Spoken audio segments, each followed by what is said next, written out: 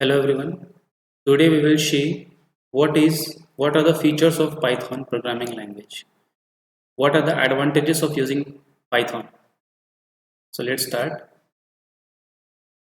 So here I had given some of the major features or advantages of Python programming language. So first you can see it is a high level programming language. So that I already discussed in the previous lecture of this Python tutorial series.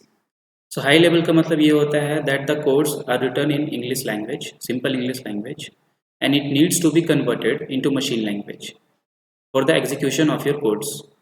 ठीक है, तो जो भी codes आपने लिखा है high level language में, interpreter उसको कन्वर्ट कर देगा, ट्रांसलेट कर देगा into machine language, and then the processor can understand what the instructions we had given using the Python codes.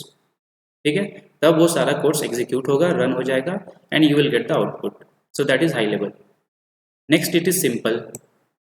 अब सिंपल मैंने पहले भी बताया था दैट ये प्रोग्रामिंग लैंग्वेज के कोड्स जो होते हैं वो बहुत ही सिंपल होते हैं क्योंकि ये सिंपल इंग्लिश वर्ड्स को ही यूज़ करते हैं. तो आप जब सिंटेक्स लिखते हो या कोई भी कोड्स लिखते हो तो वो कोड्स पढ़ने में, समझने में, लिखने में सिंपल होता है. Next we have open source.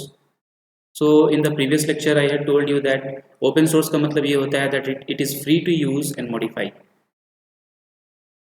GUI programming. अब पाइथन ऐसा प्रोग्रामिंग है that it also provides you the graphics interface. Right, graphical interface ये प्रोवाइड करता है आपको. जैसे कि आप जब इसका IDLE यूज़ करोगे ना, integrated development learning environment. So in the coming lectures I will explain that what is IDLE, what are variables, everything I will explain in the coming lectures. तो अभी के लिए बस ये समझना है that पाइथन का जो टेक्स्ट एडिटर होता है ना, ये कोड एडिटर बोल सकते हो. ठीक है, जिस पे आप कोड लिखोगे, रन करोगे. राइट, तो वो GUI इंटरफेस प्रोवाइड करता है, ग्राफिकल इंटरफेस प्रोवाइड करता है, जिससे आपको आसानी होता है कोड्स को लिखने में, सेव करने में, रन करने में. Right, so that is why it is GUI programming, and it can also be used to create GUI desktop applications. Right, it has large standard library. जैसे कि मैंने पहले भी बताया था पिछले लेक्चर में दैट पाइथन में बहुत सारे ऐसे लाइब्रेरी है जिसको यूज़ करके आप किसी भी तरह का प्रोग्राम बना सकते हो. राइट, जैसे कि आर्टिफिशियल इंटेलिजेंस में भी ये पाइथन यूज़ होता है. ठीक है, देन डिक्शनरी आपको अगर बनाना है, स्पीच रिकग्निशन अगर आपको बनाना है. राइट, जैसे कि गूगल है ना हमारा, जैसे कि आप लोग एंड्रॉइड पे ओके गूगल बोलते हो. राइट, तो वो आपसे पूछता है. राइट, एंड देन आप कुछ भी अगर पूछते हो तो वो आपको आंसर देता है. तो ये स्पीच रिकग्निशन वाला जो एप्लीकेशंस है ये भी आप पाइथन से बना सकते हो. तो इसमें बहुत सारे ऐसे लाइब्रेरीज प्रोवाइड किए हैं. इनबिल्ट लाइब्रेरी का मतलब होता है वैसे कोड्स जो आपको दोबारा लिखना ना पड़े. ठीक है, तो पहले से वो लाइब्रेरी बना के आपको दिया जाता है, आपको बस उसको इंपोर्ट करना पड़ता है. ठीक है, you just have to import that particular library in your code. आप इंपोर्ट करो और उसमें आपको काम कैसे करवाना है उससे रिलेटेड आप कोड्स लिखो, आपका प्रोग्राम कंप्लीट हो जाएगा. ठीक है, so that is large standard library. Next we have expressive language. अब देखो यहाँ एक्सप्रेसिव इसको इसलिए बोला गया है क्योंकि ये इंग्लिश लैंग्वेज को यूज़ करता है. जैसे कि प्रिंट था.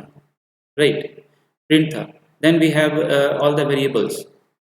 राइट, सो जितने भी लैंग्वेजेस यहाँ पे यूज़ हो, जैसे आप सपोज करो इसमें फंक्शन आपको क्रिएट करना है. ठीक है, तो सपोज करो आपको एरिया ऑफ सर्कल का एक प्रोग्राम लिखना है, तो आप क्या करोगे, एक फंक्शन भी आप क्रिएट कर सकते हो. जैसे कि फंक्शन क्रिएट करने के लिए डेफ कीवर्ड यूज़ होता है, DEF. इसका मतलब डिफाइन अ फंक्शन. तो किसी भी नाम का एक फंक्शन आप डिफाइन कर दो, for example area. Right, area. So area से आपको समझ में आ रहा है ना, कि ये जो एक प्रोग्राम है वो सर्कल के एरिया को निकालने के लिए बनाया गया है. ठीक है, वो फंक्शन जो है वो सर्कल के एरिया को बताएगा. Right, so that is why it is expressive language. ये खुद को एक्सप्रेस करता है. ठीक है, वर्ड्स को देख के ही आप समझ सकते हो कि वो किस लिए लिखा गया है. Next we have object oriented. ये बहुत ही ज़्यादा इंपॉर्टेंट होता है हमारे प्रोग्रामिंग लैंग्वेज में. और जो भी प्रोग्रामिंग लैंग्वेज ऑब्जेक्ट ओरिएंटेड होते हैं वो बहुत ही पॉपुलर होते हैं. राइट, एडवांटेजियस होते हैं. इसलिए होते हैं क्योंकि ऑब्जेक्ट, सपोज करो आपको अगर बड़ा बड़ा प्रोग्राम बनाना है, ठीक है, लेंथी कोड्स लिखना है, जैसे कि आप इमेजिन करो, कभी आपको अगर बड़ा सॉफ्टवेयर बनाने के लिए दिया जाए, राइट, तो बड़े सॉफ्टवेयर को आप एक साथ मतलब एक बार में तो नहीं बना सकते हो ना, है ना, एक बार में उतने सारे कोड्स तो नहीं लिख सकते हो। तो इसलिए आप क्या करोगे, उसमें से आप डिवाइड करोगे सब प्रोग्राम्स में, है ना, एक बड़े प्रोग्राम को आप सब प्रोग्राम्स में, छोटे छोटे प्रोग्राम में डिवाइड करोगे, ठीक है।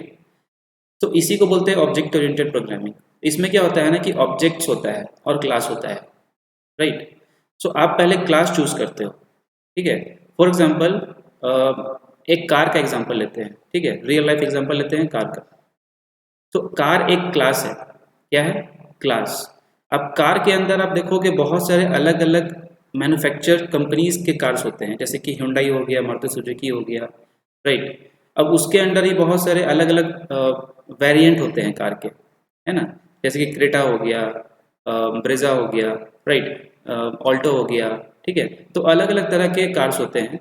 तो वो जो अलग अलग तरह के कार्स है ना, सब टाइप से, वो होते हैं ऑब्जेक्ट, ठीक है, वो होते हैं ऑब्जेक्ट। तो सारे ऑब्जेक्ट मिलके एक क्लास बनाते हैं, ठीक है। तो हर तरह के कार्स मिलके एक क्लास बनाए जिसका नाम है कार, है ना। उसके अंदर अब आपको अलग अलग तरह के, अलग अलग कंपनी के, अलग अलग वेरिएंट के कार्स मिलेंगे, ठीक है। तो इसको बोलते हैं ऑब्जेक्ट ओरिएंटेड प्रोग्रामिंग। तो ये कमिंग लेक्चर्स में ये मतलब बहुत ही ज़्यादा एक इम्पॉर्टेंट टॉपिक होता है पाइथन प्रोग्रामिंग लैंग्वेज का। इसके लिए बहुत सारे ऐसे मीन्स अलग से ट्यूटोरियल लेक्चर्स जो है वो बनाए जाएंगे, ठीक है। तो ये हम लोग देखेंगे कमिंग लेक्चर्स में। तो लास्ट वी हैव इंटरप्रेटेड। तो this also I had explain in the previous lecture that interpreter एक ट्रांसलेटर होता है, प्रोग्राम होता है, सॉफ्टवेयर होता है, जो पाइथन यूज़ करता है अपने हाई लेवल लैंग्वेज को मशीन लैंग्वेज में कन्वर्ट करने के लिए, ठीक है। So that is why it is called interpreted programming language. So I hope the features of Python is clear to you all. So I will start the new lecture, new video lecture in the upcoming videos. Thank you.